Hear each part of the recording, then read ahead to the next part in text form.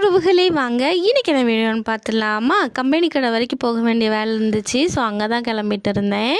தம்பியுமே நம்ம வீட்டில் இல்லை, மேலே ஆச்சி வீட்டில் இருந்திருந்தா.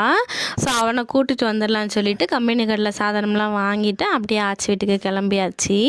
தம்பி காலைல எந்திரிச்சோடனையும் கேட்குற முதல் விஷயம், அம்மா நான் ஆச்சி வீட்டுக்கு போகட்டுமா அப்படின்னு தான். கரெக்டாக ஆச்சியுமே வந்துடுவாங்க. தம்பி எந்திரிக்கிற டைமை கணக்கு பண்ணி கூட்டிகிட்டு போயிடுவாங்க.